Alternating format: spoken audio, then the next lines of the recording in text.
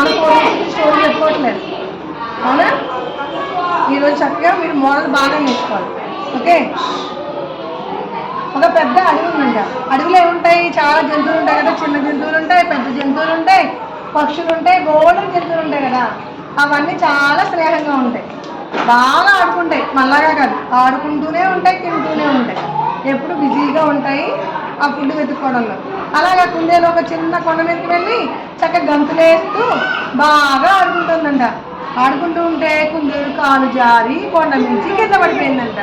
కింద పడిపోతే కుందేలు కాలు విరిగిపోయిందంట. పాపం కుందేలు ఏడుస్తూ ఉందంట.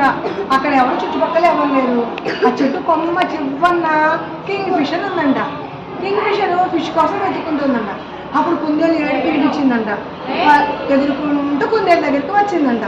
కుందేలు దగ్గరికి రాగానే కుందేలు ఏడ్చిందంట. కాలు విరిగిపోయింది, నేను లేవలేకపోతున్నాను, ఎలాగని. అరే నువ్వు భయపడకు, నేను అందరికీ చెప్పి మన ఫ్రెండ్స్ అందరినీ తీసుకొస్తానని కింగ్ ఫిషర్ ఏం చేసింది? ఎగురుకుంటూ వెళ్ళి ఒక కాకిని పిలిచిందంట. తర్వాత ఏమో కాకి వెళ్ళేమో కొంగని చెప్పిందంట. కొంగేమో పిల్లికి చెప్పింది, పిల్లేమో పీకాకు చెప్పింది. అలా అన్ని పక్షులు, అన్ని జంతువులు ఒకదానికొకటి విషయాన్ని చేరవేసుకుని తొందరగా పరిగెత్తుకుని కుందేలు దగ్గరికి వచ్చాయంట. కుందేలు లేవలేకపోతుంది కదా. అందరూ చేతుల మీదుగా పట్టుకుని కుందేలు ఇంటికి తీసుకెళ్లారంట. అప్పుడేమో ఎద్దు డాక్టర్ని పిలుచుకొచ్చారు. ఎద్దు డాక్టర్ వచ్చిందంట. చిలుక నర్సుని తీసుకుని చిలుక నర్సు వచ్చింది, ఎద్దు డాక్టర్ వచ్చారు. వచ్చి కుందేలుకేమో అయ్యయ్యో నువ్వు చాలా రెస్ట్ తీసుకోవాలి, కాలు బాగా విరిగిపోయింది, 45 days రెస్ట్ తీసుకుంటేనే మళ్ళీ నువ్వు మామూలుగా గెంతగలుగుతావు.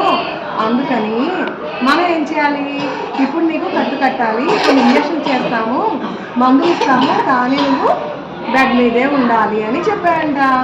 అప్పుడు నర్సేమో చిలుక నర్సేమో గబగబా కట్లు కట్టిందంట. ఎద్దు డాక్టర్ ఏమో ఇంజక్షన్ చేశారంట. కుందేలు రెస్ట్ తీసుకోమని చెప్పి వెళ్ళిపోయారంట. కుందేలు దిగాలుగా కూర్చుందంట.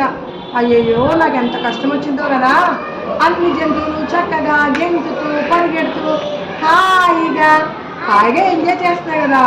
నేను మాత్రం ఈ బెడ్ మీద కూర్చుని ఆడవలసి వస్తుంది కదా, ఏంటి భగవంతుడా ఇలా చేసావని కుందేలు ఏడుస్తూ పడుకుందంట.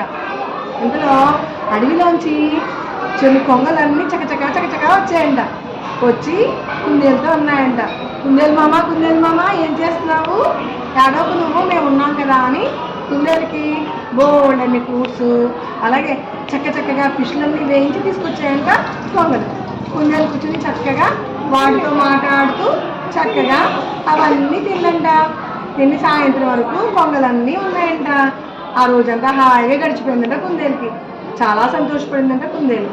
తర్వాత మళ్ళీ ఆ రోజు అయిపోయింది కదా. మన్నాడేమో బోల్డని కుందేలు క్యారెట్లు, బీట్రూట్లు, దుంపలన్నీ తీసుకుని వచ్చాయంట.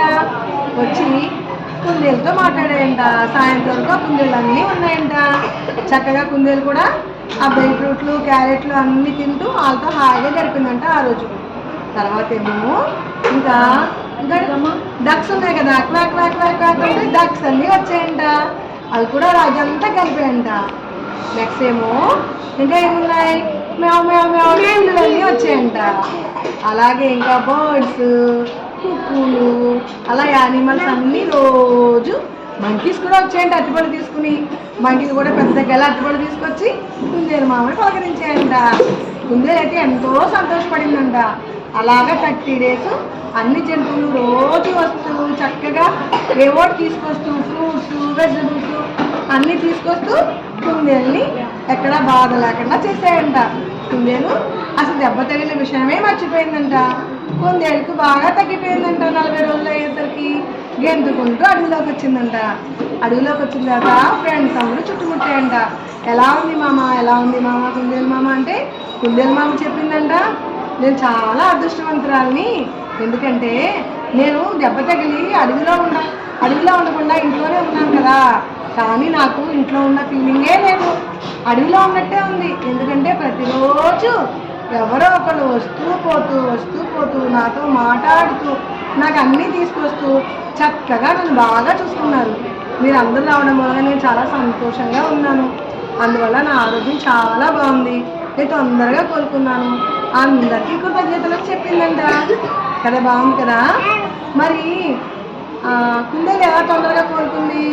ఎప్పుడు మనం సంతోషంగా ఉంటే ఆరోగ్యంగా ఉంటాం కదా.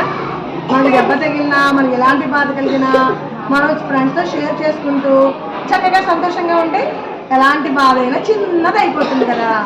మరి అలాగే మనం కూడా మన ఫ్రెండ్స్కి ఎవరికైనా, మన చుట్టాలకి ఎవరికైనా యాక్సిడెంట్స్ అయినప్పుడు, ఆపరేషన్స్ అయినప్పుడు, వాళ్ళు ఒంట్లో బాగాలేనప్పుడు మనం ఖచ్చితంగా చక్కగా ఏదో ఒక ఫ్రూట్స్ తీసుకుని వెళ్ళి వాళ్ళతో పలకరించి మాట్లాడి కొంచెంసేపు గడిపి రావాలి కదా. అప్పుడు వాళ్ళు కూడా తొందరగా కోలుకుంటారు కదా. మరి మనం ఏం నేర్చుకోవాలి ఈ కథ నుంచి? ఎవరైనా ఫ్రెండ్స్ కానీ, మన చుట్టాల్లో కానీ, ఇరుగు పొరుగు వారు కానీ ఎప్పుడైనా ఏదైనా బాధలో ఉన్నప్పుడు మనం ఖచ్చితంగా వాళ్ళకి కలిసి కొంత సమయం వాళ్ళతో గడపాలి. మరి అర్థమైందా స్టోరీ? మరి అందరూ నేర్చుకుంటారా? మరి అందరినీ